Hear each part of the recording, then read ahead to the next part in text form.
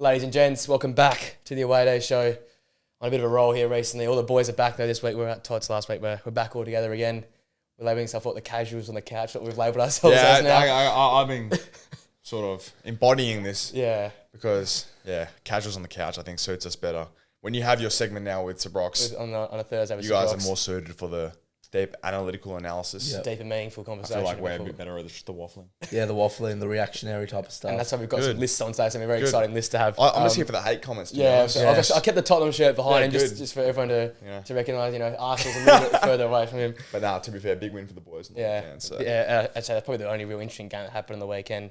Some of what we learned from the weekend. I was going to kick us off sort of on that point. Back-to-back weeks now. We've only got 4 games to go through. I just think it's sort of deaded the league a little bit. Is there a game tonight? There's a game tonight, Brighton and Wolves. That's the game we talked about last week. We're very excited and for. then there's no games in the upcoming week, isn't there? Well, we've got midweek games, but then I just feel like, over Christmas you used to every second day there's games. Yeah. We've had 10 games in the space of 14 days. And it's well, you look at a team like United. United have 1 game in January. Yeah, that's mental. It just. Would you rather though a less congested? See, obviously they have a less congested January because of AFCON and Asia and stuff like that. They have all the international tournaments. Would you rather, as a Premier League fan though, less congestion in December and a more equal fixture spread over December and Jan? Yeah, but again, it's all international based. Because remember, every season, 3 games in, everyone's pumped for it. You go on internationals for a friendly or something like that. Why can't we just scrap that and chuck another game there and maybe put an international break maybe just after December to allow the players to rest then, you know what I mean? Because this week, the last 2 weeks, I've watched a few games, but again, the games haven't been great to watch either. Yeah. That's probably added to it, but I've just been not really interested because there's no 4 kickoffs on Saturday. Saturday night was so dead. After Arsenal scored the third goal, I turned it off. I'm like, it's going to. And then who was the next game? Forest. That was until 12:30. Yeah, that was late. I watched the first 20 minutes of that, but that turned good in the end. But still, even last night, it was a 2-2 good game between West Ham and Sheffield, but it just felt like it's a dead game. Yeah. So I can't wait for midweek to be back and Europa, everything to be back because it feels like had a bit of a break. I think we had a bit of a nap almost through the last 2 weeks. We're kicking into gear for the final stretch of the season, I guess. Absolutely, yeah. Everyone's sort of warming themselves up for the final It's stretch. so weird as well. I was looking at United's fixture list, and we have a game on the 2nd of Feb and the 4th of Feb, but we don't have any Premier League game till the 2nd of Feb. Yeah, it's the 2nd and who's on the 4th? FA Cup. Nah. That might be WA affected because it cannot be a 1-day break. It must maybe. It'd be the midnight game on the first. That we get crossed over with. And then I'm about to say, that is almost humanly impossible for someone to turn up a day later. Why are you looking for that? Anything else you guys picked up on the week? Anything of note? Not particularly. As There's 4 games down, it's probably hard to sort of pick anything up. But I mean, I won't really touch on the games because we'll reflect on those. But I feel like, as you sort of touched on, we're just getting back into the swing of things now. Yeah. A few more games this week. Wednesday, Thursday, and Friday we have games. All Prem games? All midweek games. Nothing on the weekend. No, I think on the weekend we have a bit of a gap. I think there's some Saturday games. It's just the whole month. But I think there's another round of FA Cup somewhere in between. It's all intertwined. It's getting a few replays and stuff. Replays are done. The next round will be the Carabao Cup weekend. That might be the weekend. There's no.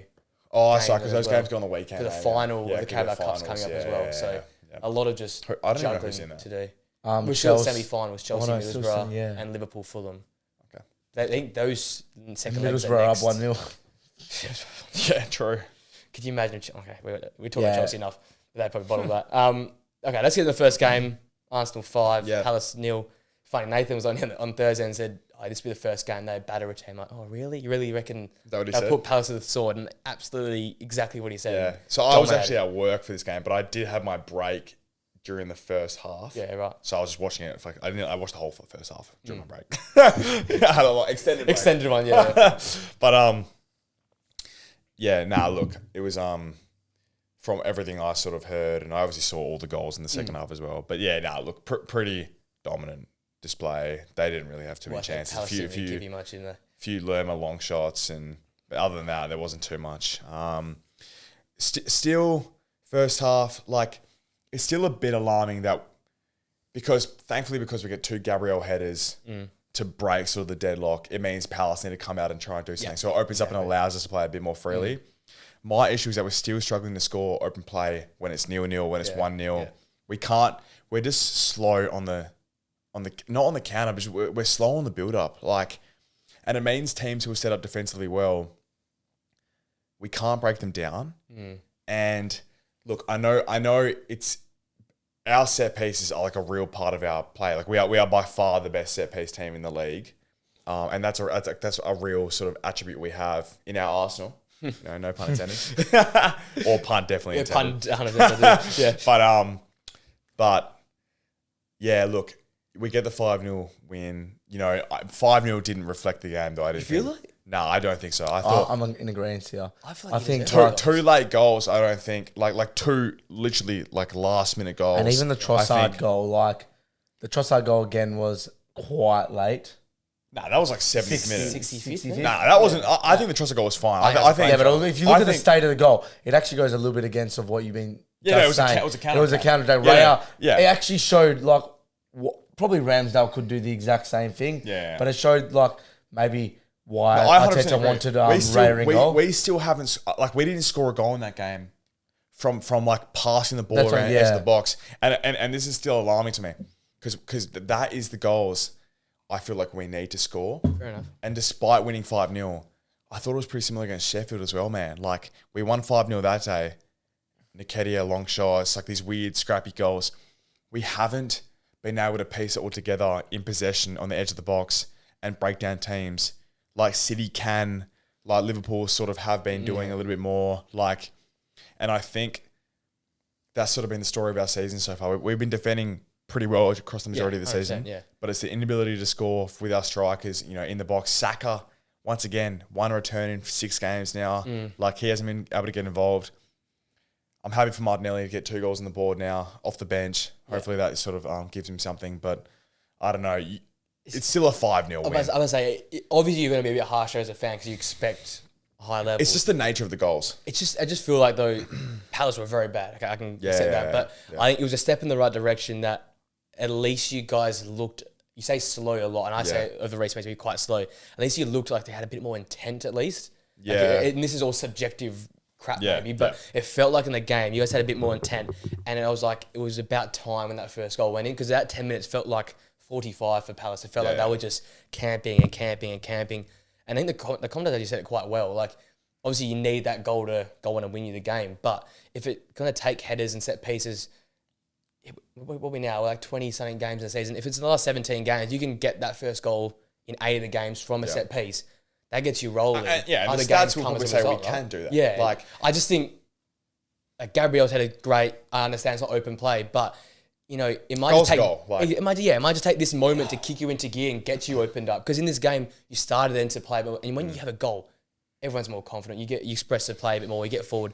And touching on left wing, I think Trossard was massive. Yeah, Trossard was really good. Very, very. Obviously, gets a goal, but before that, really important. And probably could have one in the first half. Could have had one in the first half, which he sprayed out of the bar. But very good. Is that from you though a lack of standards that we've both incurred from being United fans in the past? Are you just saying a goal is a goal because no? If you look at it from Arteta's point of view, Arteta wants to play a pretty similar style to Pep, and as Flynn was just stating, he's probably been unable to do that recently. And even though they've won 5-0. I don't think that game, put it like this, I don't think in terms of the whole season, that game is going to kickstart us into a title run. I still don't think that's there yet. But I think you stop the bleeding. I know you say from I probably watch as much Arsenal as I do United. I like watching Arsenal.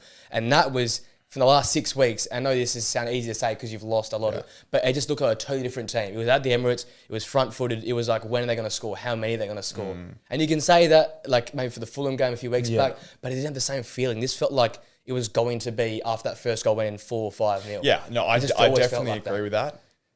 And I'm not going to repeat myself. It's just like, I think I just want to stress that, like, it's the nature of the goals, which despite being a 5-0 win, which is hard to take negatives from.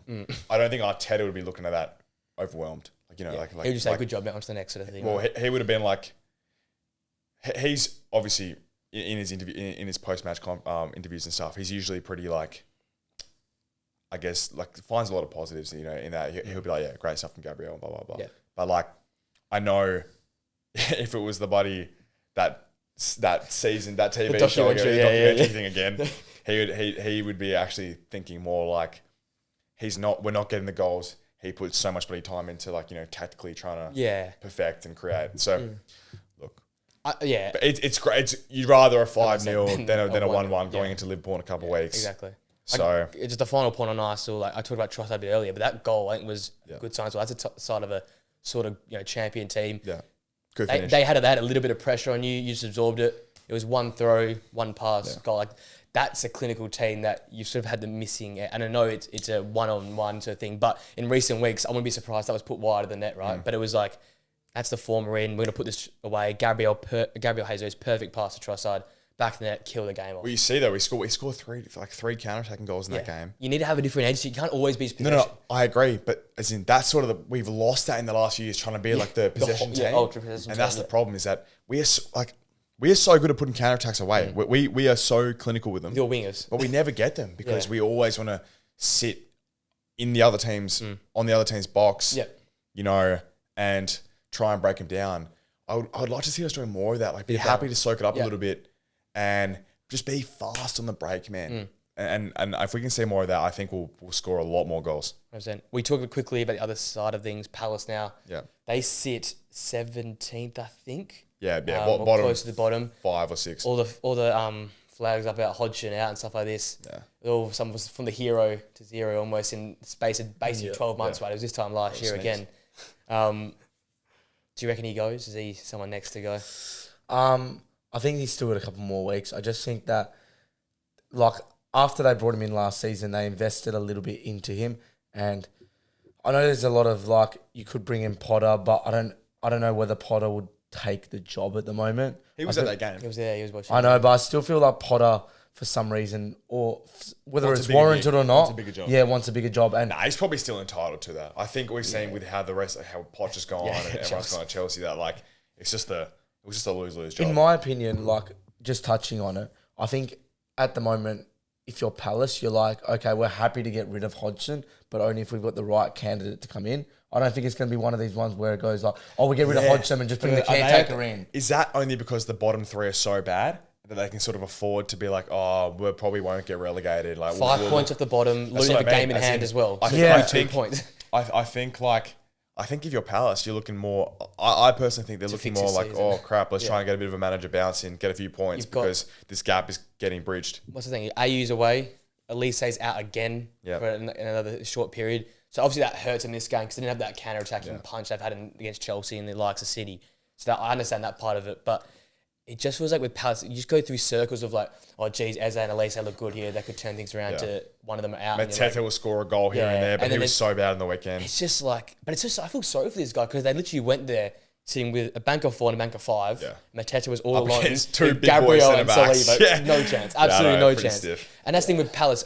I feel like they're constantly stuck in a circle of mediocrity. Yeah. Do you have to take... Literally 10 years. Yeah, exactly. Do you have to take a step forward by getting someone younger and maybe not a household name? Do they have to go back to go forward sort of thing? Do you go to the championship, get a manager from the championship?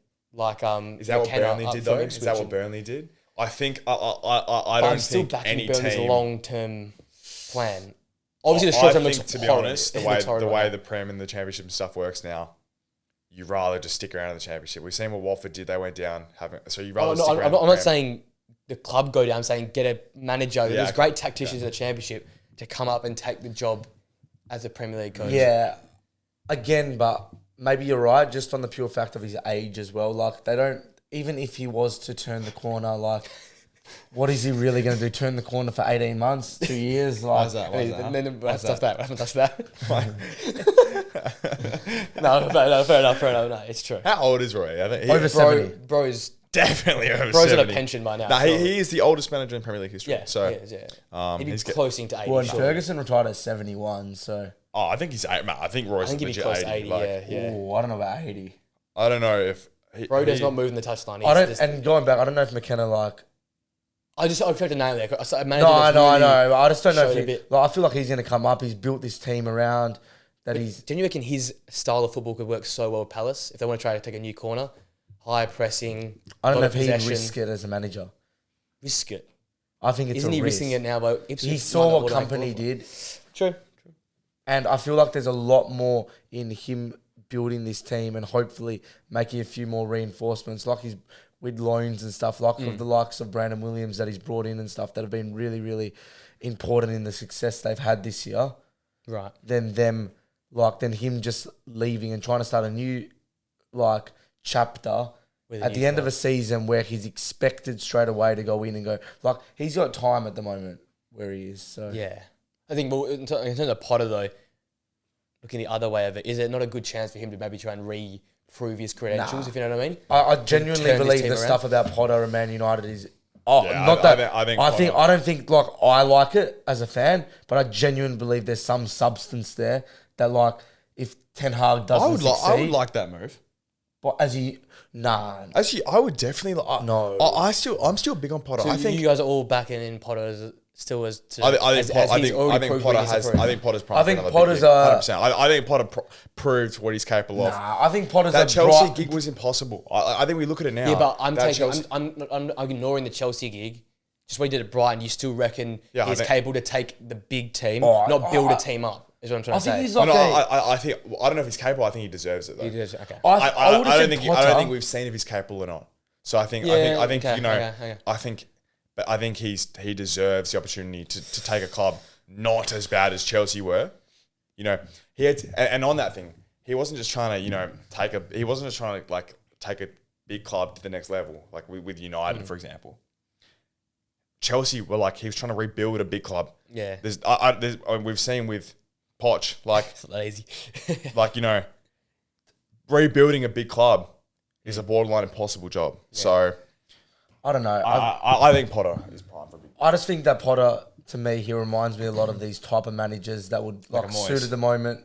Maybe just above, like the type like Unai. Yeah, like an Aston Villa and Newcastle manager, but he's never like that type of person that's going to be and go win Premier Leagues.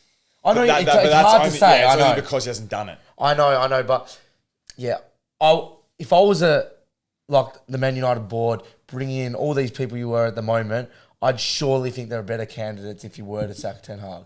I'm not sure who they are. No, I think there's other good candidates out there, but more experience. I think we've gone through this run. I know we had the Mourinho, but now we've gone through this Ole, Ten Hag, and I know Ten Hag was at Ajax, but again, was that really that much of an experience to come and deal with a Man United? United probably want, not to go on a United ramble here, but United probably want a manager who's like. Would Potter even want a big gig at the moment? I've said the way that Chelsea Potter went. Potter definitely wants a big gig. Would want United. 100%. I just think if I was Potter, I wouldn't go that route again. I'd go and do what I did with Brighton and build another club from the ground up. But it takes another that process. There's like a 5-year process. I think the 5-year process a little bit, like the career mode sort of aspect. Yeah, I think if you're Potter, it's like the pinnacle is United. Like still, I think obviously for any manager it is, but would you want to put yourself? Through that again. Yeah, 100%. I think so, 100%. You've seen so many managers do it in the past. Like, you're always going to do it. Taking a year off, I think. If Crystal Palace gave you the job tomorrow, United, who are you taking? Well, we say United, but yeah. But are United actually offering him at the moment? Whereas Crystal Palace could be tomorrow morning. Had a discussion with Potter. Ineos has had a discussion with Potter. So if you Potter, you'd wait up the 6 months, even though Crystal Palace could come calling tomorrow morning. 100%. Yeah, if I'm Potter, 100%. I think Crystal Palace job another one. If it's not Palace, but another one of those type teams will come back to you. 100%. Like those clubs will be begging for Potter to come. Fair enough. Yeah, true. All right. Next, we'll go through grading Premier League teams. It is a bit early in the season, I'm pretty sure, but current. Now that we've sort of gone past halfway point, we've had a little break. It feels like we need to fill in some time as well. I thought let's go back to that. So A to F sort of feel. The classic sort of ranking system. Chelsea's it. Chelsea, I'm going to get kicked off. We're going to alphabetical order if you've got it that way. Yeah, so Arsenal first. B+. Okay, so Arsenal. Am I discussing them or am I just saying it? Should we just give our, and then we can talk about it? I've gone B-. I've gone B. So can we agree on a B? So average to B. Okay, fine. We'll agree B. Yeah, and I think we all kind of agree just because like you can't really be 3 points off or 5 points off the top and have a terrible season. No. Can't be much below B. And it feels very recent to see that, but in terms of expectation, we're sort of, it's A would be, A plus would be top of the league. Yeah. Gap. Yeah. At this point last year would have been A plus. Well, right? obviously. Obviously. A++. Maximum grade. Yeah. But, Yeah, like nothing too crazy here. It's been slightly underwhelming than expectation. Because of last year, it hurts you guys. Yeah. If it wasn't so dramatic how far ahead you were and how dramatic the fall off was to lose it, because everyone sort of expected you need to have that gap on City, which I think you still need to do. That's the thing. And that's the expectation. We are in a position to sort of chase. Yeah. It's more the gap. That's the problem. Where you could chase, we never know. But that's the expectation. Yes, we have to have, right? So that's why I think we've all sort of gone just off a bit, because you're still third and equal with City at the moment. Yeah. It's not like, I mean, they have it's not crisis. Like, no crisis. Literally 17 games, 5 points, and we have to verse Liverpool away. At home. Away. At home. At so we're better than 5-0, mate. Still don't think Liverpool are a threat, but... No, but they're top of the league. Anyway. Yeah, I know. Villa. I've gone A for Villa. I've got A as well. A+.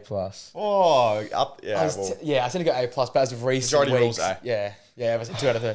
Yeah, no, don't get me wrong. They're playing some if great you said football. they were equal with Arsenal... And I know Arsenal, they're only 5 points off the top of the ladder. And I know Villa had a good end of the season last year. The way when you put it like that, like A+. I know Villa only had a good end to last year, and there was a lot of expectations coming into this season. But there was nowhere any expectation that they were going to be 5 points off top 21 games into the season. When you can put it like that, but I think you can also frame it like we predicted them to be about 8th. And you can frame it, they could be 3 points clear on top of the league right now as well. Yeah, well, it depends how you look at it. If you look at it because like they could be, they've had then they definitely are results. They're probably like a B+. But but then I think you have to look at it like, in the realm where we thought, they're way overperforming expectations. Look, we're arguing between an A and A+. The point is they're an A grade team. Like, well, we thought Europe. They're currently in Champions League. They could drop into Europe, but then it says things. You can't give an A+ if it's that. If they finish the season in 4th, I think it's an A+. Oh, A+, 100%. They finish 4th. 5th, you think an A+ too? Then I was gonna say if they finish like, because I think the drop off is like almost big, like because in terms of grading, if they finish like the season 5th or 6th or 7th. Well, 7th is basically a B because that's sort of 7th B. I still think 5th or 6th is B+. If they finish like 8th, is it a C? C, because that's what I expected. So it's like, is it a C average, then? Yeah, I think it's a C+. I still think it's like a B. C+ to a B. Because of what happened in the year, or because? No. Well, I think in terms of like where they were, it's like a D. They'd be fuming if they finished 8th. But in terms of like, but isn't that where we all thought they'd be 8th? Yeah, but so I don't think that's C. I know C's average, but like in terms of.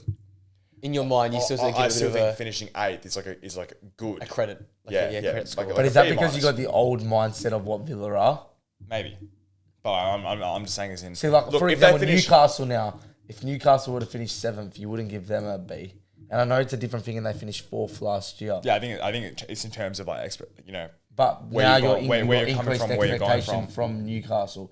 And they'd probably have very If Newcastle finished 7th... Well, Newcastle could be the other way around because of how poor they were. If they went and got 6th, people might rate them higher because of how they turned But in terms of season grade, if they season grade from expectations. Anyway, so Villa, A grade team, 100%. Yeah.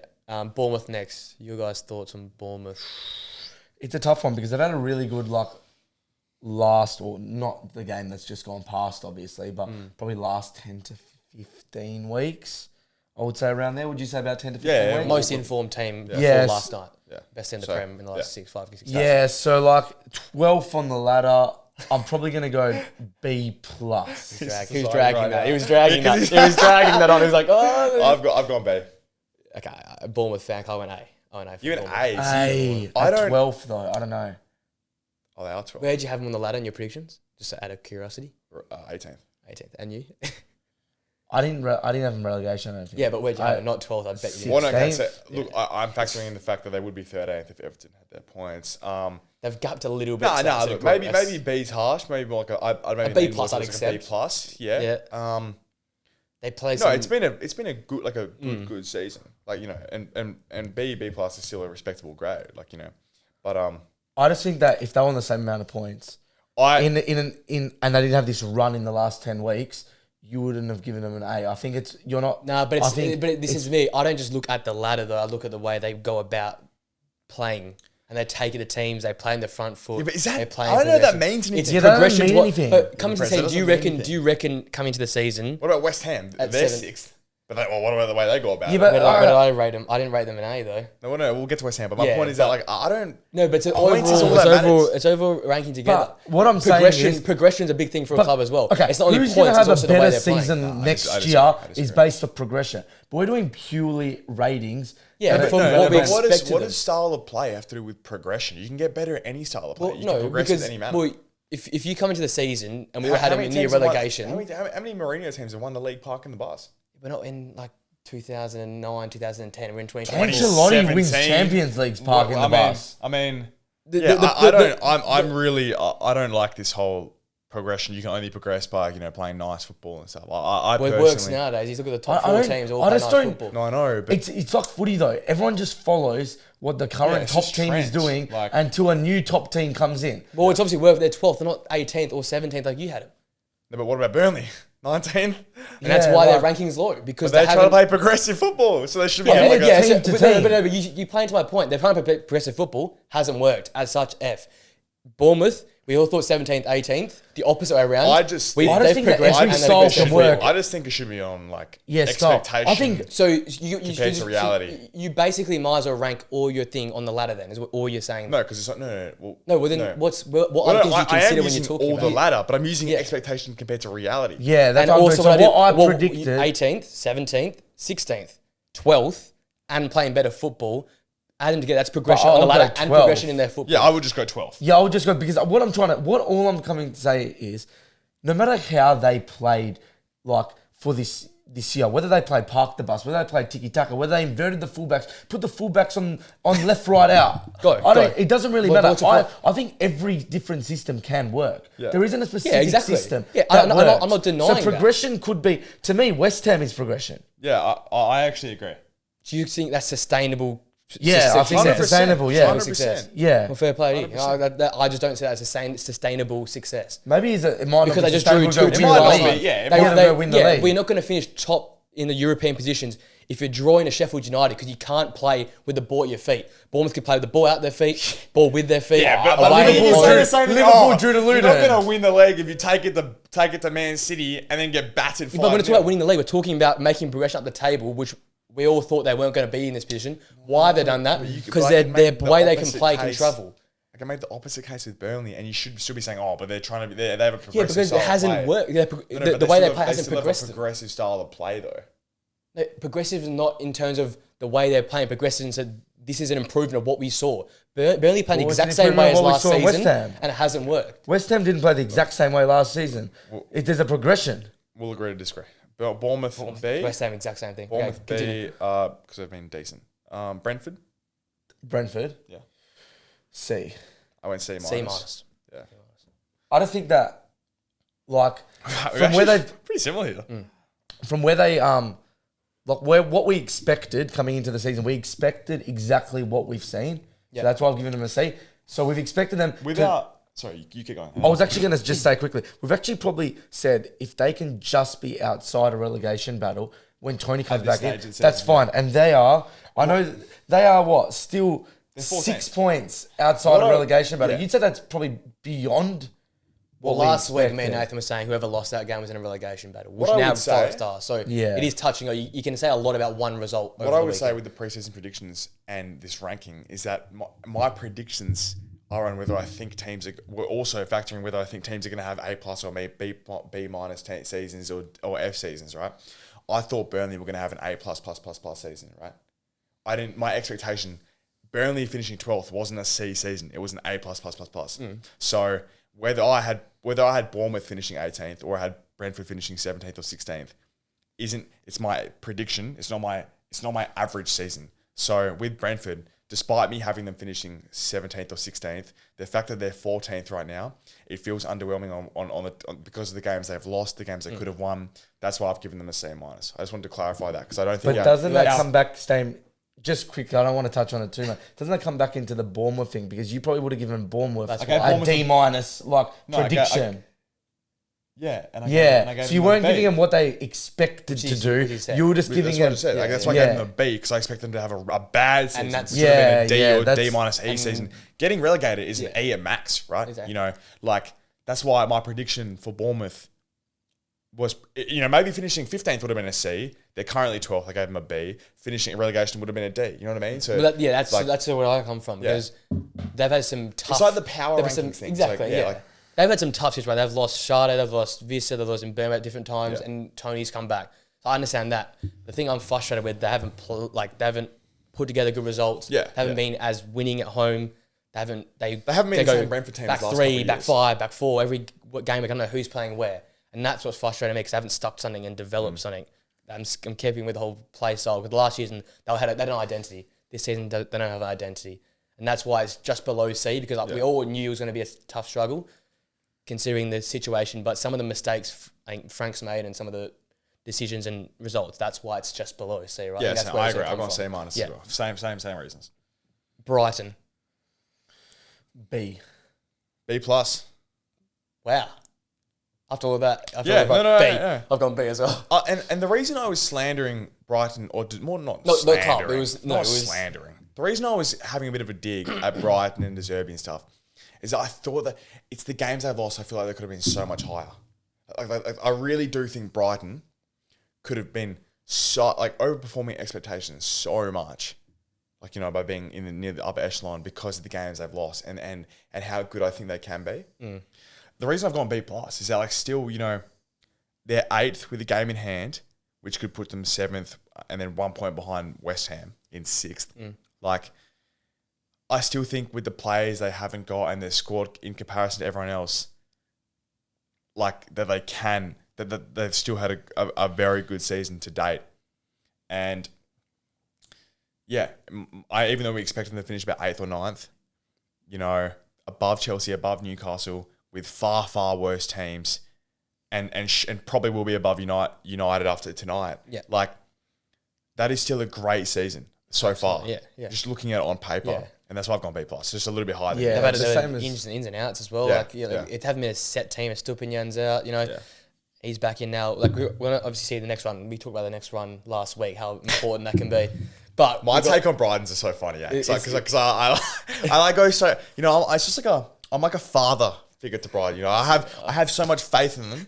I really want them to excel, but a tough love. Tough love. Tough love. They've got a big run coming up, and it could be an A+. They have a great run coming up. It could be an A+. That thing about them coming 4th or 5th or whatever, is not far fetched because their run is great. It could be gettable, and that's the thing. This could change in the next 5 weeks. We could have them as an A+ or a D. With the way it all pan out. The way their fixture run is, if we did it in 8 weeks' time, right before their fixture run, their tough fixtures.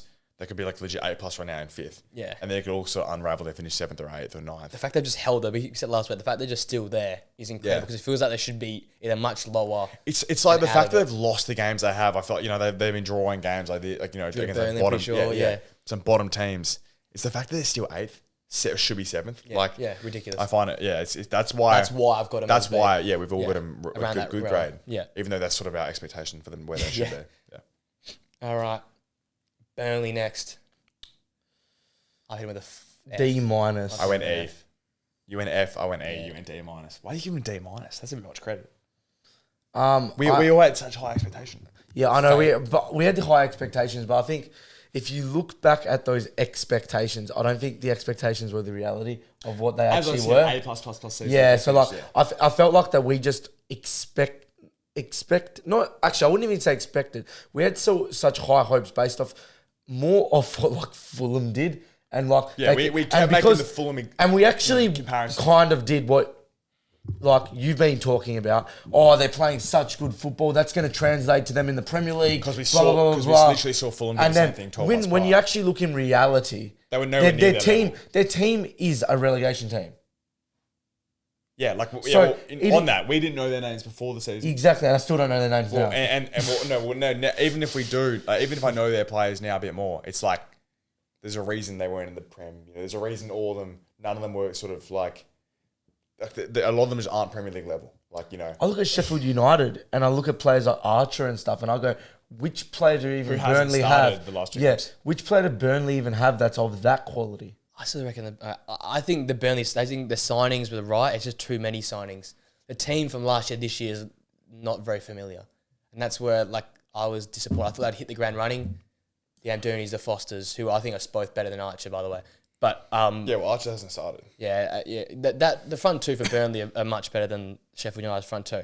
I'm just disappointed that they couldn't correlate because they haven't adjusted well at times. They could get results out of games. They haven't had that backbone, the ability to get results, and that's why I've got them so low because I think they could still be near that Luton level or above Luton if they'd changed their style of play at times and adapted to certain games. I still respect them going at it. Burnley kept going at it. KOMPANY keeps playing on the front foot. Can't be against that because that's what they came in with. It's just that they could adapt mid-game. I just get to a point, and I know you go like they're playing on the front foot, but it just looks like stupidity at some point. To me, it just becomes stupidity. Looks a bit suicidal. We're happy to go back to the championship next year. And I know they changed it up a little bit, but like, if you're like the fans, if you're the manager, like you're everything involved in the club. You can even say from like how I support a club, like. I would rather my team play crap football and not go back down to the championship. Like, obviously, that might not be one of the possibilities. Well, that's what Villa did a couple of years ago. They just hung on, and Now look, and then you can change it later. Sometimes it's better to like, I think for the long term to sort of the likelihood of excelling in the Prem. I think is higher if you can manage a few seasons staying in, but getting used to the level and then take that step after, and try and take that step. Whereas with Burnley, if their ideology is sort of just like, we'll run amok in the championship, and then come up in the Prem and see if we can kick on that year, because it looks like they're going to stick on with KOMPANY. That's what it looks like. Yeah, they're going to stick on and be like, we're bottomed out here. Yeah. We're gonna go back to championship and then give it another crack in 2 years. Batter teams again and then just come back up. Like their squad's not exactly. It's pretty young, it's like 25, 26. So a lot of these players will be 28, 29 a couple of years. And look, maybe that's what they need to take, a couple more years, same system, kick on a couple of years back in the Prem. But it's like, what if it just all goes pear-shaped and they don't even get back next year? I'd rather I'd rather take the approach of like, try and buy, what Luton are doing, sort of scraping games here and there. I just don't understand this, like perspective that clubs have that's like, we'll just go back to the championship. Unless it's a money thing that they just can't afford, like, to buy the players to match the other teams in the Premier League. Which is what the bottom three teams can't do. They can't match the other teams. Yeah, but... 1:29 p.m. But... Is that true, though? Is that true? Like... Look, their biggest signing was Zeke Journey for like 25... No, maybe not signings, but as in, like... How have the other teams how did Brentford stay up? Like how did Fulham stay up? Smart transfer business. Well, that's what I mean. You don't have to sign. Do you reckon Burnley's right now doing as much as they possibly can to stay up? No. They signed like 7-8 players to try and keep themselves up. I think they do think they are doing that. They signed the best Sheffield United player to their club. Sorry, as the club they're doing, in my opinion, enough. So if they think they're doing enough, then that's what. Then KOMPANY should be getting the fat. They're not owned by $1 million billionaires from Saudi Arabia like the top clubs are. But you've seen it so many times that you don't need to. I don't think that. No, but we're not talking about them being the top. We're talking about who they're up against, and like they haven't got this money in Nottingham Forest. That guy is banking it in. Did Brentford have money? Did Bournemouth have money? Bournemouth have American ownership now. We talked about this on Thursday. American ownership is going to be a big deal. Look at the championship. Aren't big clubs though. They're small clubs. But what they've done though is able to use the young signings they've made, which Burnley have done, made the young signings, and develop them in Premier Leagues that were not so imbalanced. Look at Bournemouth though. So last year, I think Bournemouth is a prime example, and you're big on Bournemouth. They last year will get Gary O'Neill in. Nothing really progressive about Gary O'Neill. Nothing crazy about Gary O'Neill. But he might be the guy to keep us up. He kept them up, and they're like, nah, we're going to kick on this year, get rid of him, and get, now we'll get someone who we think can take us up the ranks. This is not Bournemouth, who's been established for 2.5 years last time. I'm talking about like Burnley in the same fashion. Premier League club though. Then but it's the same sort of fashion where Eddie Howe first started with Burnley and Bournemouth in that regard, where like it's a fresh start, it's a totally new Burnley team. It ain't Sean Dyche's Burnley team. This is Vincent Kompany's new revamped Burnley team that spent 2 years in the championship and coming back up. It's not the Bournemouth team that had come back up with Scott Parker, had been around the place for 2 and a bit years, had some really bad teams like West Brom and Norwich go down. Scott Parker did a job at Bournemouth. Yeah, but then they got rid of him. Should they not? So that's what I'm saying. Is in like, I don't think it gets to a point where, okay, KOMPANY tried to do this they tried the last 18 months, they brought him up, they tried this, and it just becomes naive to a point that they think that they can play the same style of football. There's such progressive football that is like, continually like not go for you to play a football style like you're talking about with Liverpool and with City and Arsenal. Probably Liverpool not as much as those two, but City and Arsenal. There's very big a correlation between the players you have and the style you have. Absolutely. So if you want to go on about the Bournemouth and the stuff and how they're now progressing, but now they have better players. They couldn't have played that style 2 years ago. They didn't. They did. That's what I'm saying though. I think you have to play to the players you have, and you've heard so many managers say it. You even look at Sean Dyche now. Sean Dyche has different players that he did at Burnley to now he does at West Ham, to Everton. That's valid. He's tinkered a bit with his style. He's not playing the same. You've heard him so much. The 4-4-2, long balls to the tall strikers. Like he's changed that because he has different. To Rodriguez, Jay Rodriguez. Yeah, Jay Rodriguez and Chris Wood.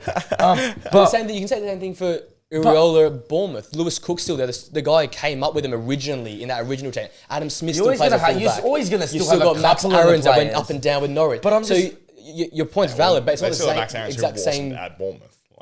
Who went up? I'm saying, but didn't play this style of football at Norwich. They were a team that battled us. I just think that Max the point is, it's similar role. It's not like Andre Iraola's come in as a first season coach who's played in Spain, never touched the Premier League, never set foot in the Premier League.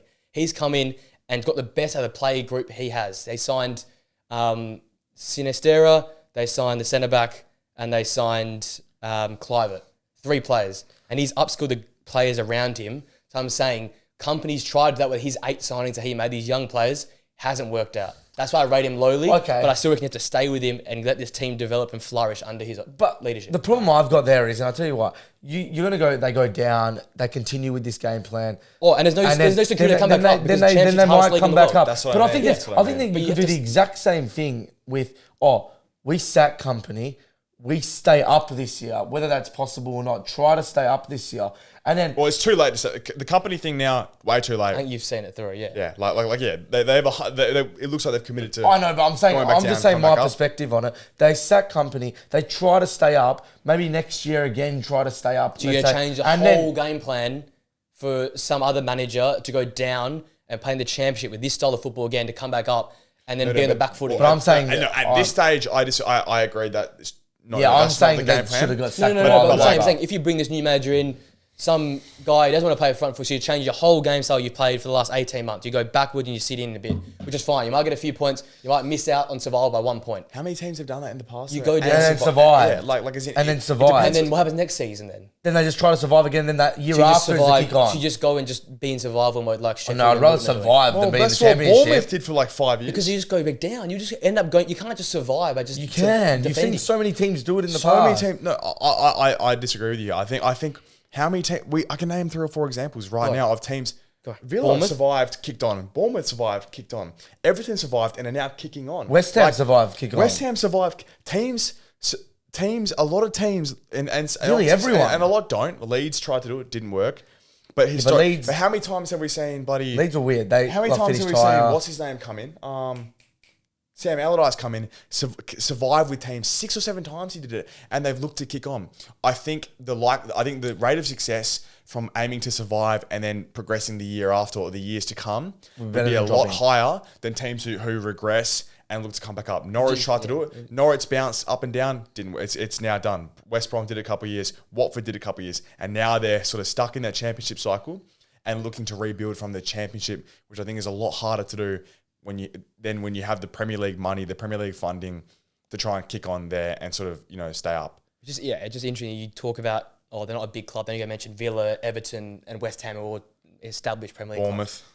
Yeah, one club. Yeah, one out. I'd say Burnley. One of the 5 you mentioned. I'd say Burnley is a decently big club. It's a quarter of the clubs Burnley's history, you reckon, is up there with West Ham, Aston Villa, Everton? No, not the history. Everton, the oldest club. Aston Villa, European champions, and West Ham. So you can depends how you want to frame it though. I guess I should mention Forest as well in who are looking to kick on. And you'd probably say Forest is a big club. But it's like Forest they went in there for 30 years. They went in the whole Premier League era. Yeah, exactly. But then it goes back to my other point about ownership and money, that Bournemouth, the American back, they have celebrity backing. This Greek guy spends money on Nottingham Forest. It's not the same ownership at Burnley. You just said Burnley bought 8 players. You just said Burnley bought 8 players. For the biggest sign, £25 million. Who's been advocating, Burnley, massive squad turnover. They haven't really gelled. Yeah, 25 million isn't necessarily a small signing. What's Nottingham Forest's top signing? Nottingham Forest spending £50 million on goalkeepers and left backs. Villa didn't buy anyone for years. Like they bought, they but Forest, who did they buy for £60 million? I think you forget Villa survived relegation on the final day of the Premier League. All those 2 years ago, and you know, they had bloody Tyrone Mings starting with like you know, Rob Olsen in goal and stuff. Like, it was not the Villa team is night and day from them. And now I know they've invested, but my point is Villa were not Villa a couple of years ago. You know, like it's not. We forget. We forget how different they were. Like, right? Yeah, Jack Grealish, a bit similar to an Ivan Toney in that Brentford team, right? Up from Championship, beat Burnley. My point is, I just think, you know, the approach for these smaller clubs who are trying to become Premier League solidified. How, you know, we looked at the Fulham archetype so much, but then we reflected on it. Oh, they had Mitro, they had João Palhinha. Burnley. We were all a bit naive. Burnley especially were naive in the fact they didn't have the squad to do that. Even, you know, you have to believe that you can, but they didn't adjust quick enough. And that's why they're going to go back down now. And they're going to have to fight for their place again in the Championship, which is much less of a guarantee to come back up than it is to try and fight and stay up, I believe. And that's why, look, we've all given them terrible ratings. We're going on a massive tangent now. But I just think that the approach Burnley took, look, it had more upside and downside, and I just don't think they were quick enough to adapt.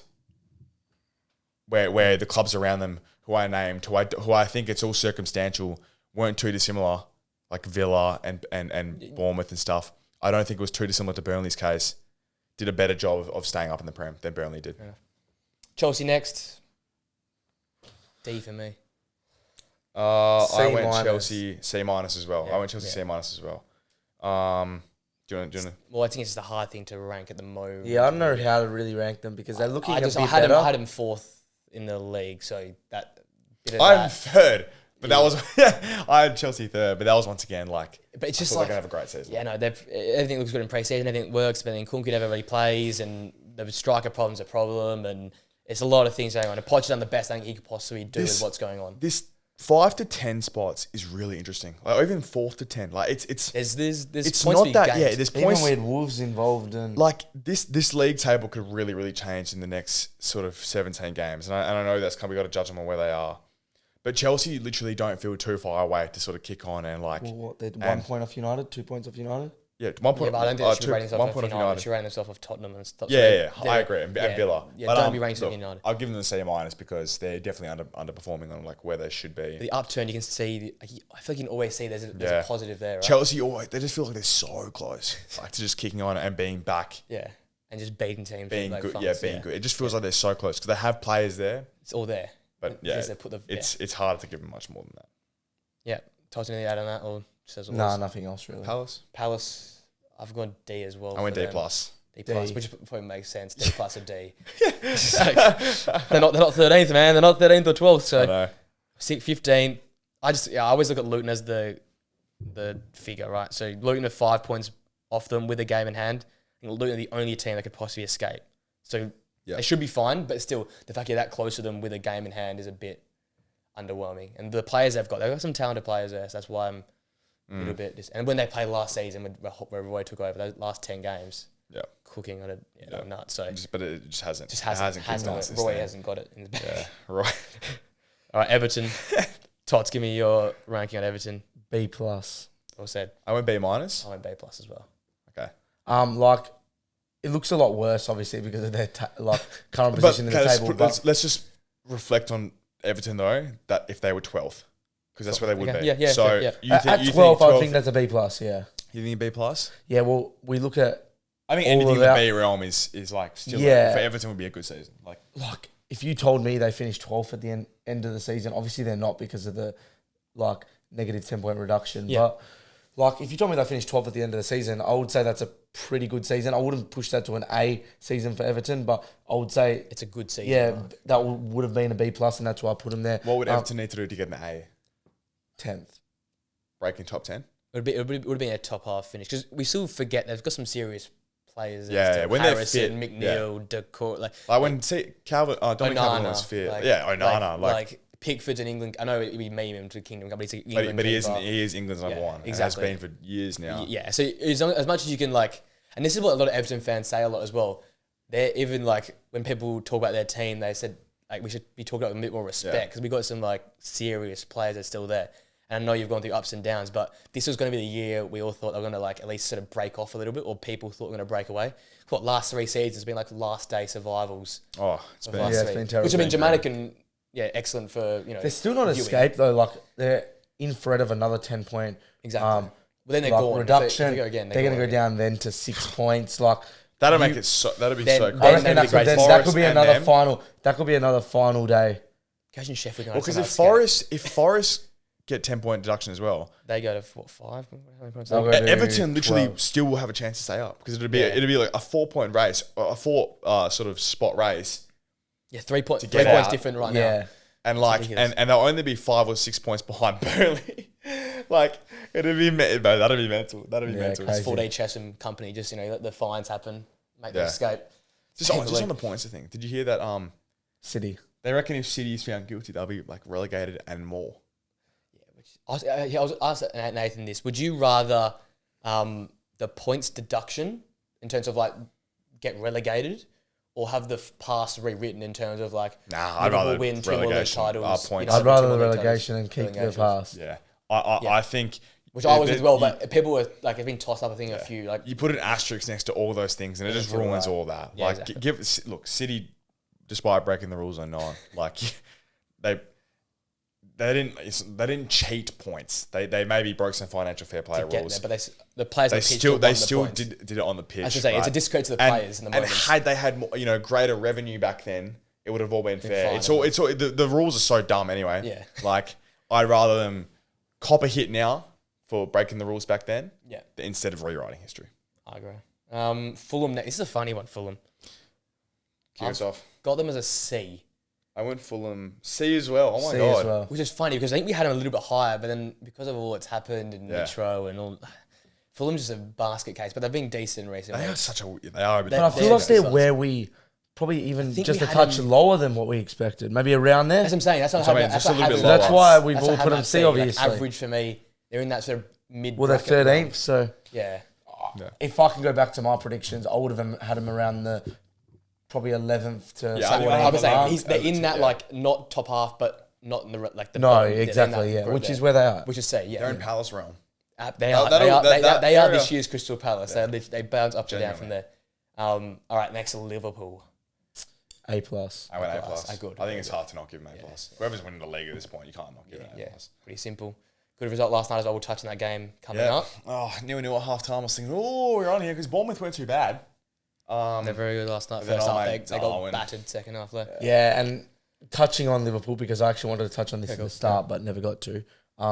They're like looking at the moment like they've found ways to continually like find like goals, like take the 3 points. There's no Salah. Salah might be out for an extensive period, but it seems any update on that? It always seems 2 like weeks. Everything we're saying on this podcast, everything we're saying, about 2 weeks, and then he'll be back for semi. He's going to go back to. Is he going to miss our game? Yes. Well, that's if they make the semis. But even then, I don't think he'll play that game though. If you're Liverpool, I ain't risking Salah for one game. Oh, but going back quickly. Yeah, going back to quickly. What I was saying is everything like we've been saying on the couch. Everything we've been saying. Like anyone's been saying. I'm just cooking over here in this corner. They just seem to like continually defy the odds. It's like first of all, it's like, okay, they're not doing this right. They change up a little bit now. Then the defensive record's better. Then it's like, they got no Salah. This January period is going to be big for them. Nunez is starting to find some form. Yotta's I didn't even realise both of them are on 8 goals combined. Each. Or the season or Premier League. I don't think Nunez had 8 Premier League goals. Each this season. Jota does not have 8 Premier League goals. Each this season. It must be season. It must be cups and stuff. It must be season. Premier League. Bro, they are both on 7. They are both on 7. Fair play. Wow. Fair play. And he's missed every game, mate. Darwin scores some they're big both on doubles as well. 7 and they both got 5 assists or 6 assists each. Jota's barely played football as well. That's what I'm saying. So they've found stopgaps for Salah. Salah, he doesn't look like he's that main man at the moment. And I have to give credit where credit's due. He said it was. Say with chest. I'm still saying with chest as well. What did you say with chest? Liverpool will outscore teams and will be. The thing that I always was against what you were saying was I just didn't believe that how they started those first 10, 15 games was sustainable. And it wasn't because they changed it. They changed it a bit. You know how you said before, like, you don't think Liverpool should be our threat to win the league? Like you said, you don't think they're our biggest threat still? They're not your biggest. They're still a threat. No, a threat, 100%. But I still, like, I mean, I saw it last year with us. 17 games left, man. Like, we had a cushion at this stage. You can draw points 2 or 3 on the bounce, and suddenly you're 3 or 4 points behind the top. And that's my only query with Liverpool. Klopp, Arteta, Salah, and Salah. It's it's a little, that you've been there and done it sort of difference. That's definitely a real thing. That's in their corner. But it's also, I also feel like that's not the same team. Like, that isn't the band. Their team is very inexperienced. You look at the likes of Nunes, who has been good recently, Liverpool have class, man. Like, their team is elite. There's a difference between class and experience. Yeah, and I think you have class because you lacked the experience last year.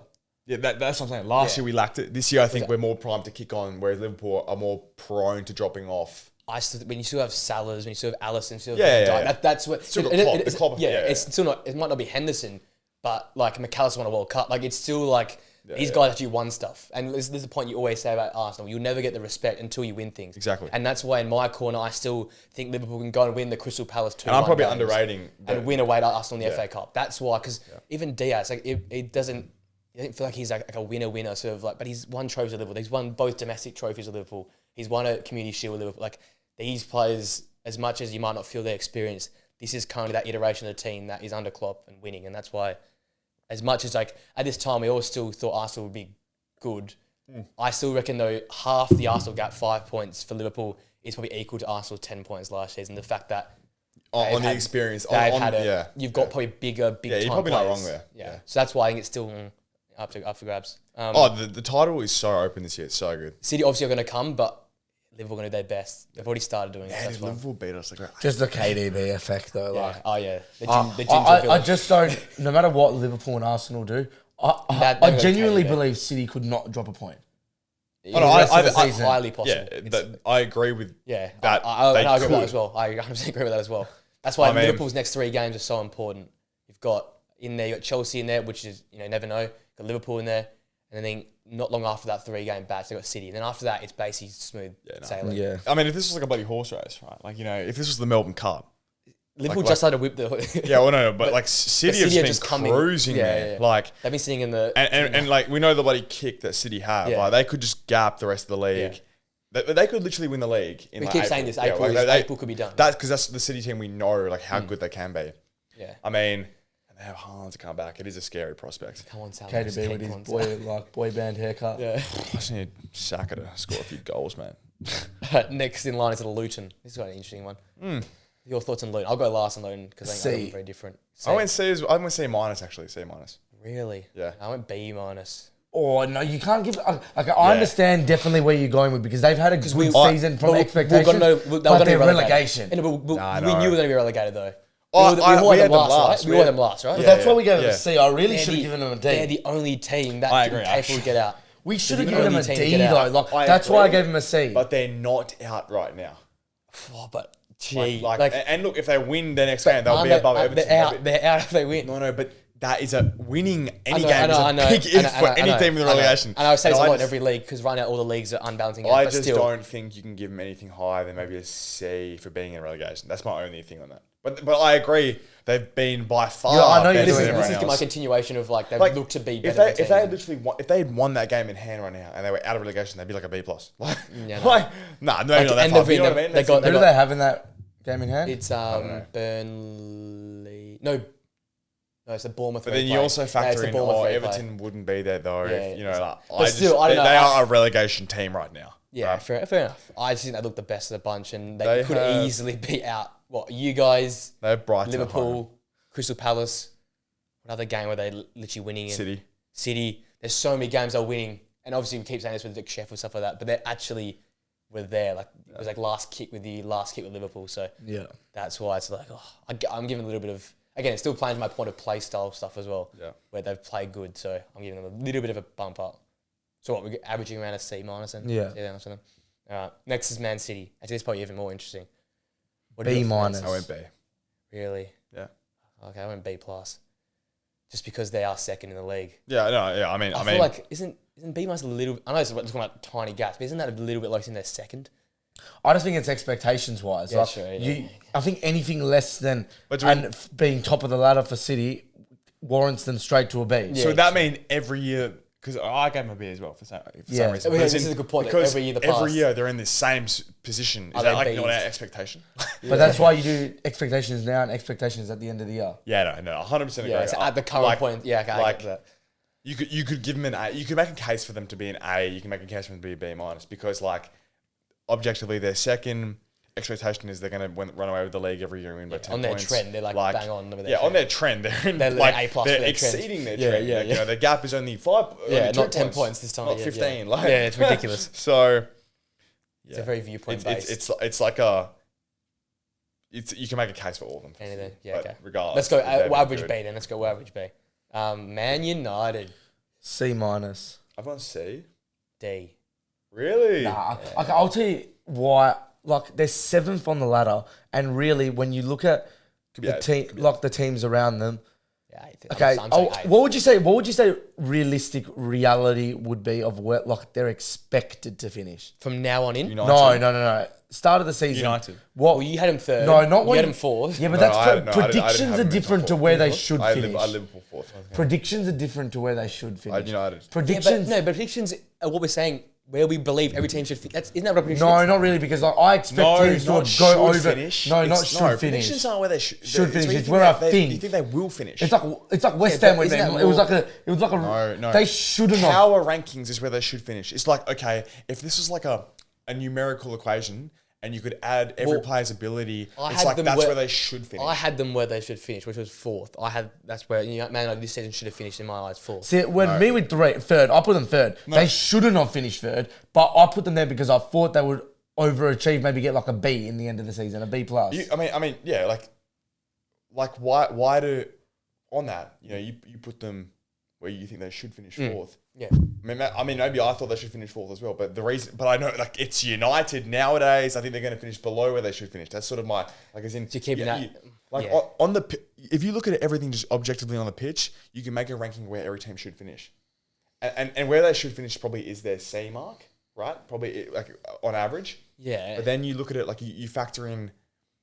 If you think they're going to underperform their expectation, which I think United, today's United will. I think they will underperform their expectation because off the back, just because of everything that goes on with the club, on the as in. Well, I kept in mind of last season, and many had them even higher than 4th. I thought 4th was being realistic. Based on last season. No, but you might have done it based off what they should finish. We're not saying that you didn't do United based off what they should finish. I'm just saying that the overall ranking. So I thought Liverpool were a much better team. I thought the overall ranking. Where did you think United will finish this season from now on in? No, where did you think they would? Yeah, 4th. And you think they should finish 4th? You think would and should do the same thing? Yes. Your squad and your performances, keeping in mind, will finish where you finish. No, because you have to take into consideration form. For example, so Rashford last year in July, I'm going to say Rashford should drop off and Anthony should drop off, and we will sign this Danish guy that looks good but won't score goals. But yeah, that was how. That's a real thing. That's exactly what I did with West Ham. That is literally a real thing. Well, that's not how I. That is literally a real thing. That's a prediction. A prediction's a guess. A prediction's a guess in entire. You have to be educated about your guess of what's happened. Yeah, it's an educated guess. Yeah, so I took what I did last season and our squad and looked about what Liverpool had and what Arsenal had and what City had. Should and would aren't the same thing. I think. Should is going to Sportsbet before, and the exact they have the pricing. The exact pricing is the exact should. So if you didn't do the exact same as the pricing, then you can bet on a thing that's priced at $7 at Arsenal. That you think is going to do better. I think they're going to. Yeah, as in So if you didn't do the exact Sportsbet, that's where I put all my places in. But that's why. Well, you matched the Sportsbet. I reckon mine would be quite close actually. But that's City, Arsenal, Liverpool. This is what we're saying though, is that we don't think that the expectation is where they will finish. We think that there's sort of there's a subjective factor to these rankings. And that's like the will. I don't think United should. The way I was going about it, I think United should finish 5th, 6th. So therefore, 5th, probably 6th should. So they're 7th, 8th. So that's why I put C minus.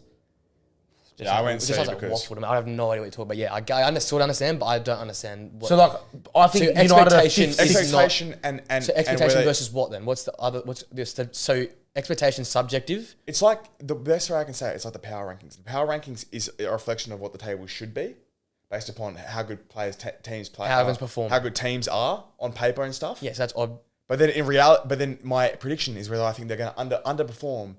Or overperform what they should finish. So some teams like you might go, Arsenal shouldn't have been first, but he put them first. That is the exact example. That's what I'm saying.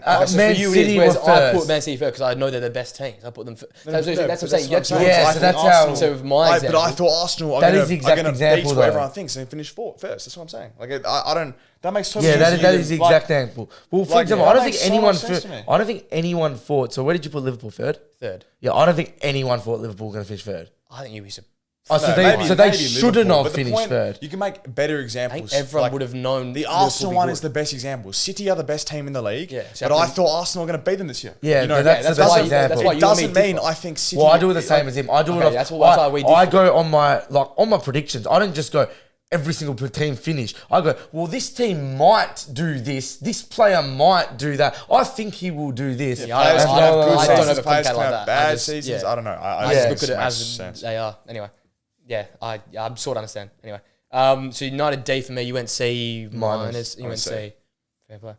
Newcastle next. C minus. C minus.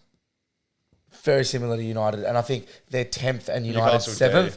But in comparison, I would say Newcastle should finish below United. You know, if you finish 4th and you sign players and you get better and stuff, yeah, I think you should they should be above 9th or 10th, wherever they should be. C would be 6th or 7th. They overperformed last year. They're underperforming now. That's why they're getting a D. Yeah, fair. We also saw that 6 mark, didn't we, with them? Forest next. C minus. I went D. D. Yeah. You went C. I thought you had said them to kick on this year. Yeah, but again, me saying to kick on wasn't. Yeah, I had them 10th or 11th. Yeah, fair. Me saying Forest to kick on. Again, they might have a really good season. Yeah, it was wasn't what they should do. They might have an A+. It was like what they can do. Yeah. It's like when you go look at. Haven't you been disappointed with what they've done this year? Yeah, I would say I've been disappointed, but that's why I've given them a minus. So just below average. I would say Forest, realistically, would have been expected to finish what?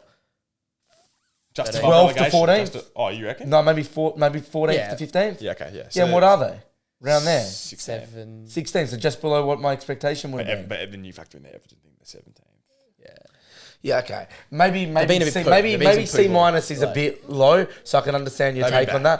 But it's just that's just my whole thought process and why my table is like when I look at it. You think do the same thing. Yeah, it's just like I go, I was expecting Forest. I was looking at their players and I was like, if Brennan Johnson was there, maybe he'll score 15 goals this season. Yeah. Like maybe this, that's what I look at, that type of stuff. When I don't realistically, would Brennan Johnson's pass mark be 15 goals if he was at Forest? No, it would have been 10. Yeah, but I'm saying I think he's capable of kicking 15. And I think he might. That's how I looked at it. Yeah.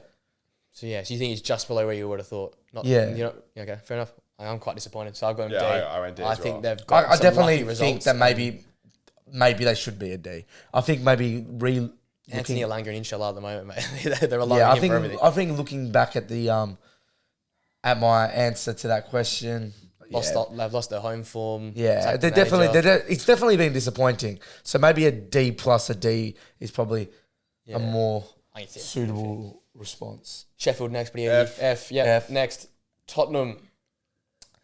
Top Spur. This is actually hard. This is hard. I'm gonna go A minus. A minus. B plus. B plus. I know they've dropped off, but if you look at they've gone through their crisis for the year. They've done their fifth, but we all expected them to finish 8th. Yeah, I think we all had them 8th.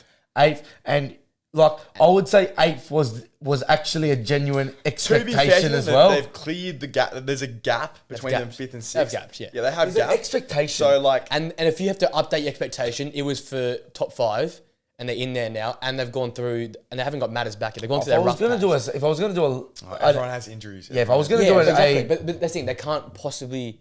They could. But I'm big on that as well. Liverpool going through their bad bit. Man City have done their bad bit. I would say Tottenham have had their bad bit. You've had your bad bit and you're back out of it. Yeah, I'm big on this done injury that. So thing. it's only up for here, right? And that was like, with both Tottenham and United, I really want to see, that's why I've given them still an A. B+, I really A-. want to see how they how they progress now when they've actually got a fit team. Oh, absolutely. I think you've seen it with every team in the Premier League, how big of a difference it is. But you see what United did with their injuries versus what Tottenham did with their injuries.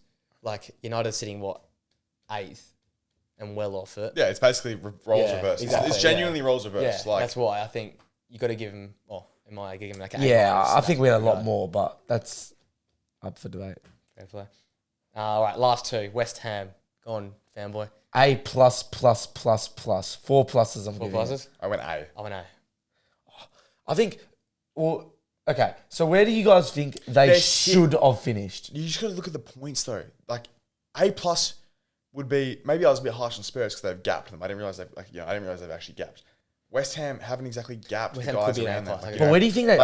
Couple games go pear shape and they're suddenly 11th. Okay. Let's just stop for a minute. Yeah, okay, so you both put them on your prediction quite low. Probably like 14th. I think I might get 15th, 16th. Yeah, okay. Really low. So did you both put them there, because that's where you think they should be? God, so how many times I've like this? No, this you whole didn't. prediction thing is dumb. I don't know. To me, it's just like, I thought they're going to finish 14th because I thought they're going to have a bad season. Yeah, okay. So what's a par? What's a par West Ham season bad for you? isn't C. I think What's a par West Ham? 10th, 11th. West Ham 12th. Yeah. Yeah, like so 8th to 12th is West Ham. I know you're looking at the points then, and that could very easily just drop to there. West Ham but you can't say the teams, all the teams above them. It's near impossible for them to be above them. Well, Villa's above them. It'd be I think Villa's got a lot stronger team. I think if they were in the top. And they had a kick start. Spurs are above them. Who was supposed to be bad? Like, and they lost again. They had a lot better team. They lost their two best players for like a You're good. talking about the two teams who have a lot more quality than West Ham. We're like talking about West Ham, who have their best two players, Bowen and Paqueta. If West Ham had 5 points on the guys below them, I would give them an A+. They don't, so I won't give them an A+.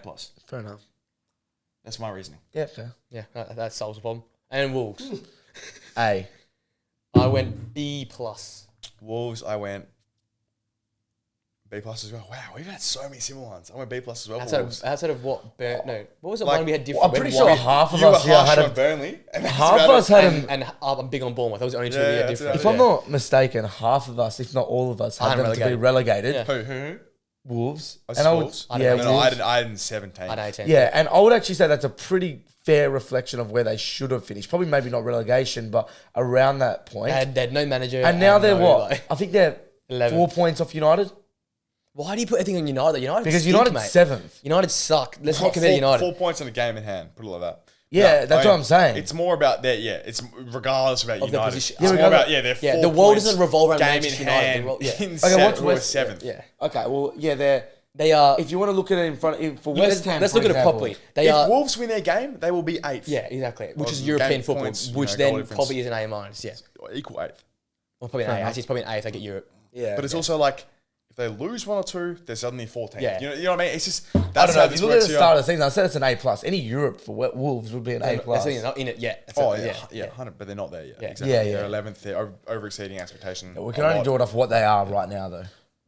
That's correct. That would be factually correct, what they're doing right now. All right. Jay, we waffled. But that's the list in the end. Yeah. Next game. Interesting one. Brentford 3, Forest 2. The Ivan Toney return game. Man moved the ball at 15 yards to the right to make and sure. And then the wall wasn't like... Oh, yeah. How did the wall not see it, though, and move over?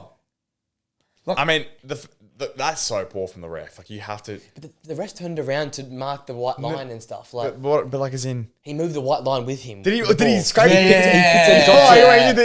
did the Ibra. He scraped the line. The photo I saw, the white line, the marker was still there. So I was like... He picked it up and moved. Nah, he picked up and moved on. He got scooped it up and did it again.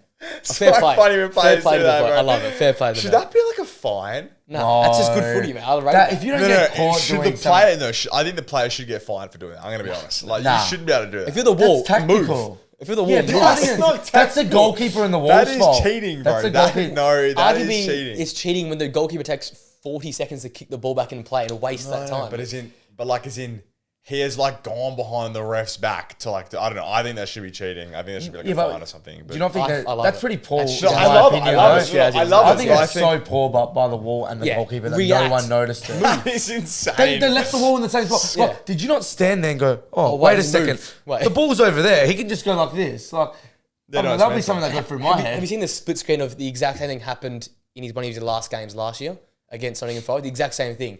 And he scored around the wall, bottom corner, exact same spot of the pitch, other side of the ground. Yeah, ridiculous. I didn't say that, but that's mental. I love it. Crazy. Yeah, but massive return game. If Brentford get the 3 points. Yeah, I mean, nice. Like for me, and Nathan, we highlighted that whoever lost would be amongst that relegation group. Where were Brentford before that game? They were I'm pretty sure where Forest are now, which was 16. Wow, oh my God, my Brentford prediction was pretty nuts, bro. Yeah.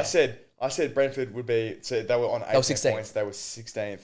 Yeah, so and then I was like, I said, when Tony gets back, they'll turn around. Kick on. And I mean, look, everyone would have said that. But I thought they'd be so low. And now they are there. Well, they were so low, really. Yeah, well, now at least they get a bit of identity back, right? Yeah. They have a focal figure there. You could easily say Tony got them 2 points in that game. Yeah. If not like it. So, yeah.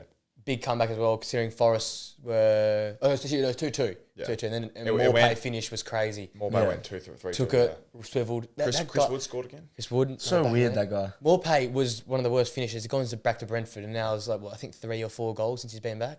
Ridiculous. Yeah, Morpay's a crazy. Everton are just like kicking themselves. Like, it's just... He did not score a goal there and then... And he was at Brighton. He was right at Brighton though. Yeah. And then he was like K at Brighton, yeah. And then he just stunk it up. All he did is kill Leno. I love the butterfly. The butterfly effect's crazy, man. Mandela is one of the effects. Yeah, the Emi Martinez effect, man. The effect. The effect. The effect. The Morpay effect. The Morpay effect. Morpay ruined his own country. Yeah, crazy. That's crazy. That's funny. He sabotaged his own country. Yeah, so massive result in terms of like relegation, I guess, in a way. Kind of just solidifies the bottom 3. Yeah, a little bit. Next is Sheffield and West Ham. It was a very boring game to the last 10 minutes. I will say something on West Ham though. Like they fielded a completely different team than they've been fielding in the past. My guy, Maxwell Cornet scored. Yeah, like Cornet played, Pablo Fornal started, and Ings started. Got to win. Got to win versus Sheffield, man. Ings 2 assists. Yeah, you got to win. Yeah, so like no kudos, and he's still balling in Africa. Plus 13. Yeah, but I don't know what the keeper was doing. Actually, that was like the 09 thing, match rate 1. I don't know what the goalkeeper was doing to take out. Yeah. That's my worry with West Ham. If they have the ball, I don't know if they can create enough. Yeah. And obviously you miss Paqueta, that's a big thing, so you can create with the ball at his feet. But I said this is a danger game for West Ham, with Sheffield United back against the wall. I know it was a late escape, but if you're West Ham, Ings had to put that goal away, I think 80th minute, got to put it away, hits at the keeper. Like Ings he could have sort of hat-trick if he had his time back. It's just, this is where West Ham, you can see them maxing out. That's where Brighton can kick on past them, or this is where the Newcastle United can come back into things. I definitely agree with you on that, but it's like when we're doing just back on the prediction on the. I'm going away from. I'm just talking about on the gradings. It's like because of where they are. Yeah, but this is why I'm worried about West Ham in terms of this is where Brighton and Newcastle and all these teams can have a bit of a say, right? You're bringing Spencer Johnson to the bench, your first sub, a fullback playing right wing. That's a bit of a problem. Obviously, AFCON plays a part and Paquet's not being there, but that's where if you're Man United, if you're Chelsea, if you're Newcastle, this is where you start pegging the gap back. And then the final game, we'll talk a little bit more in depth about Bournemouth 0, Liverpool 4. Liverpool now 5 points clear on top. Yeah. Like, big move. I didn't watch it in real time, but I did actually watch most of it this morning. And looking back at the game, like the first 40 minutes was actually pretty even. Like, Bournemouth was feeling out. Bournemouth was like, it was pretty like end to end. Both teams were having similar chances, like nothing too like formidable, nothing that was expected to go in, but it was a pretty slow game. And then one goes in the back of the net, Nunes scores, and it's like bang, bang, bang, bang, bang. And then, 4-0. Just a champion team. I mean, if you just get one goal and all of a sudden you just pile them on. It's like almost what Arsenal did in the weekend. Almost. That's the thing though. First half they allowed Bournemouth to do what they wanted and they just sussed them out. They said, we're just not going to allow you to get a goal. Did that. They absorbed some pressure. Had the chance of their own, but then second half was like, hey, we know what you're going to do. Try and stop what we're going to do. And that's why I think there's so many levels to this Liverpool side. Like you're paying Connor Bradley at right back. The guy, kind of Finn last week, we're having a go at this guy, who's this Bradley guy in pre-season? This guy's putting up some serious, solid performances. He's at right back. You got bloody Gomez playing left back. And it's like, they haven't missed Trent or Robertson at all. Shows the quality of managers. Gomez has finally been decent. This guy's messages, bro. He's me, lad. I'm getting the time. Just updates. Updates. I was been so impressed. You're missing what? Salah. You're missing your 2 fullbacks. Yeah. You're missing your midfield. You got Elliott, Jones, and McAllister's midfield. It is. Liverpool actually makes me start to believe the one thing that I didn't want to believe, and like how obviously I've known about how important the manager is, and it starts to like make me a little bit concerned about Ten Hag. It's like I know we had all these. I know we had all these injuries, and that's why I still don't. I won't be out until the end of the season because I want to see how he goes with the new. All I was trying to do was save you time. Like I want you to see. I want to see you to see you some. I want to see you to be able to see yourself win some trophies before you die. I completely understand that. But the thing is, like, I understand we had all of these injuries, but you look at all these other clubs like Tottenham and Liverpool and stuff, and these managers seem to have such a big, like, effect on the team that it's just like, as long as obviously not too many of them are out, like, as long as not too many of them are out, it looks like one comes in, he does a job, like, they're just role players. Yeah, because that's what the system's embedded. Yeah, that's my issue. Ten Hag is that like United don't have a system which like allows for role players. It feels too often like you need like individual performances to get you across the line. That's just why Klopp's so good. Like, and even at half time, he moves Núñez to the middle and moves Jota out to the right. Who scores the 2 goals? Núñez and Jota. They link up together. That for me, the fact you can have Elliott who can play on the right sometimes, can play on the 10, can play like basically he was number 8 last night. Like that's the quality this team's got on the bench. Gravenberch on the bench. The one thing I will say about Klopp is you look at all these players that have left Liverpool and stuff. None of them have gone and kicked on and done nothing. It just shows like how he makes all these players around him like pretty much overperform. Like you look at all these players like that were like stars in the Liverpool like team, even going back 4 years ago. And you even look at the people. Keita's the biggest one. Keita. But there's a few others. They're midfield pretty much. What about say? Would Naby Keita someone that's like was like one of the world one of the world's best at Liverpool? Then they go on and do even nothing. Like Keita at Liverpool. When he plays, Keita was good at Liverpool when he played, because we used to call him Glass. Because every time he used to play, he was the best. He was best on the pitch. No, but I thought, I was going to say. I was going to go more about Ronaldo was not a good signing. Like, no, but every time he played, he was the best on the park by country mile. But he seems to have like this aura around him that every player just gets better, and like they seem to do worse at other clubs. System as well. He makes a system that works. Yeah, this new system works at this group. The old system works at the last group. Yeah, it's just crazy. Like even look at these players like Harvey Elliott. I truly still believe, no matter what performance he puts out, he's not a Liverpool player. Like Curtis Jones. Yeah, like these type of players, like they're literally like middle table relegation Premier League players, in my opinion. But like somehow they like if they went to any other big club or anything, they would not get a game. They'd be sent straight to like a Crystal Palace. Yeah, I agree. Curtis Jones, don't we? I agree. And apart from the fact that Arteta's in love with him. I think Curtis Jones is a bit of a player, but yeah. I think Curtis Jones is okay, but I don't think he lights the world on fire. They remind me of McTominay, those type of players. Like not the same. Now you're really slumming it down to someone really. I would say Curtis Jones and McTominay. There isn't too much difference in their like ability. Yeah, no, I don't think Curtis Jones and Harvey Elliott exactly light the world on fire. But I think most good teams have players in there who can like, who aren't like world beaters. Yeah, but can play a role. No, I don't think Ben White's a world beater, but he can play a role. And anyway. Well, Liverpool have got. I'll just quickly their fixtures coming up because there's some big games to come. They've got.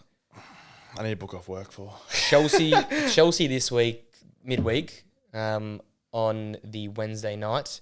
They've got a Sunday evening fixture at Arsenal. What is it Sunday evening? It's 12:30 here for us. So Sunday, late kickoff there. Then you've got home to Burnley, away to Brentford, home to Luton, away to Forest, and then Man City. And after that, could take a lot of points in those next 4. And then after that, you've basically got Spurs, and that's it. And Villa, if they're still cooking it in the season. Although they look crap, they still got to go to Old Trafford. They still got to go to the. But it's a different year. Last year, you'd say you still got to go, but this year, it's like Man City. No matter what, those big 6 clubs and stuff, big 7, what do you want to call them? They're hard games away from home. Always hard games. But last season, you'd say, they've got to go to United. But this year, you just expect them to take 3 points. They didn't take 3 points when we went there. I know, but I would expect them to roll over United. I think you probably roll them. I think probably 5-0. I generally reckon Liverpool will batter. I know it doesn't make any sense, but out of all the seasons this year, you'd expect them just to come and just batter United off the park. But that's just, But they've got some good fixtures. Big next 2. And then after that, they're rolling for a little bit until City.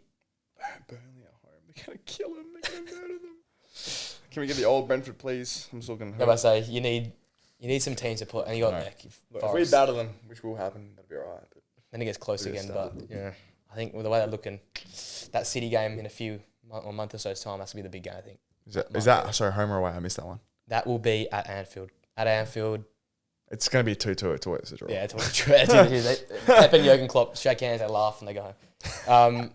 All right, midweek there's a few big fixtures, but I've done so many Liverpool and Chelsea combined. So let's go Aston Villa, Newcastle combined 11. I'm going to be honest. I don't see how any of our teams are much different. I thought this was... Who was it? Newcastle Villa?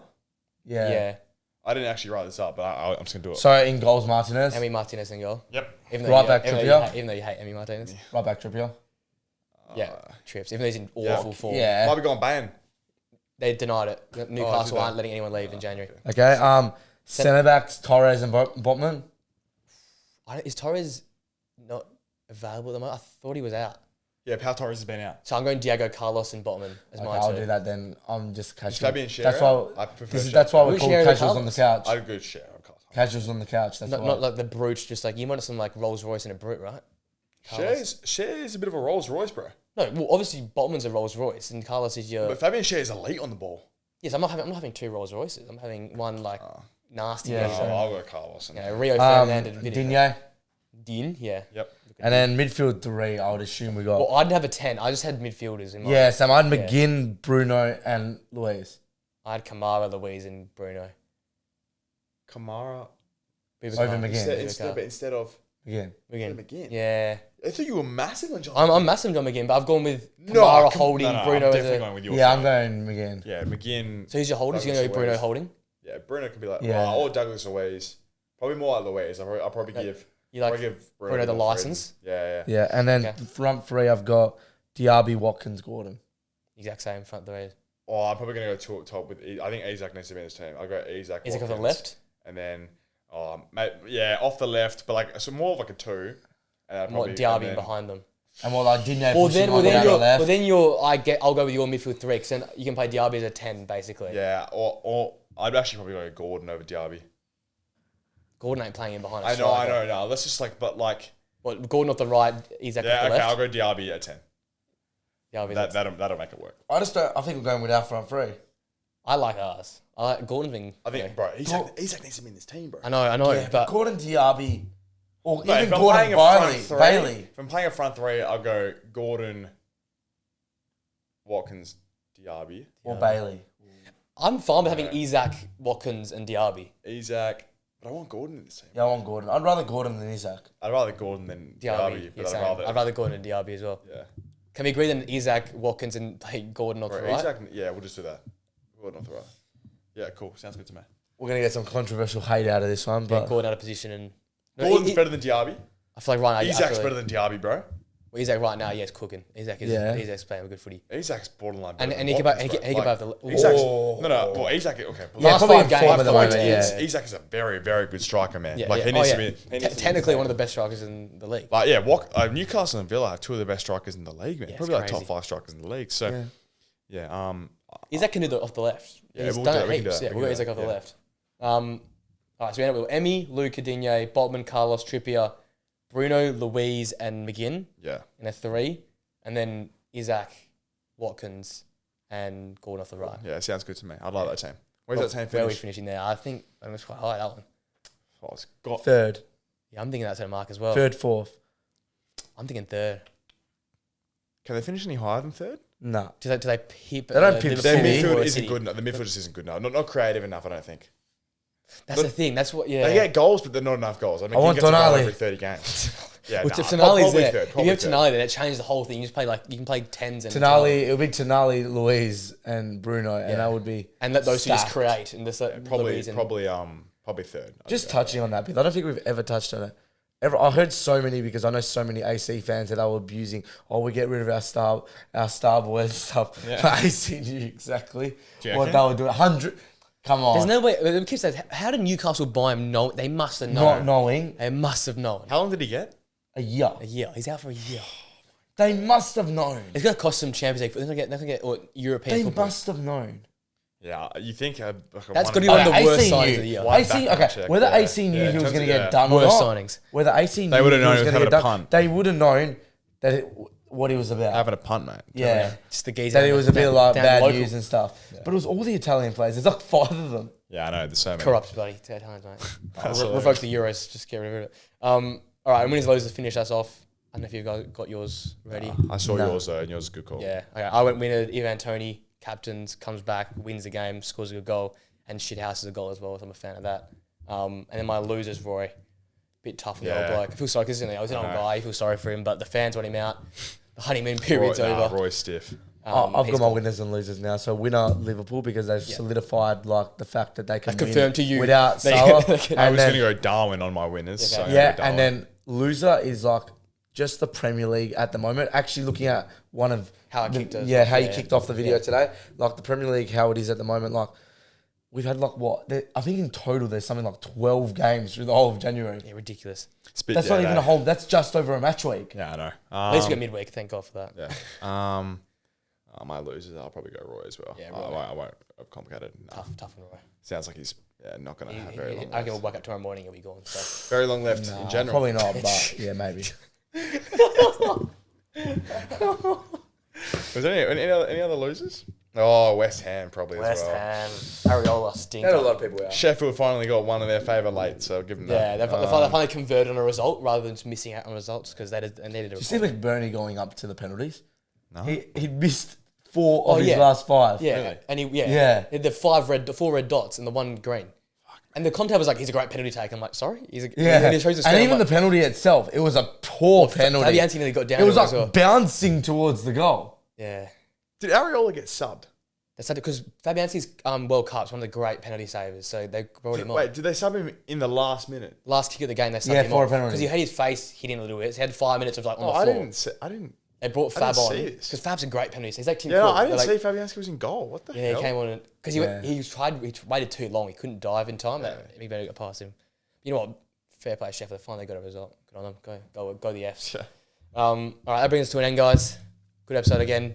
Next up, we'll have a lot to talk about, so it could be even longer next week. Yeah, we'll go midweek games and the weekend games. But there's not many weekend games and midweek games. We got midweek this week. How many games? The full fixture. We've got a full midweek fixture. We can't. United's not playing. Yeah, we're playing on Friday morning. No, we're not. Sure we are. Yeah, Friday morning against Wolves. Bro, do you even know what's going on? What's the date today? Yeah, there's a full fixture of games this weekend. And this weekend too.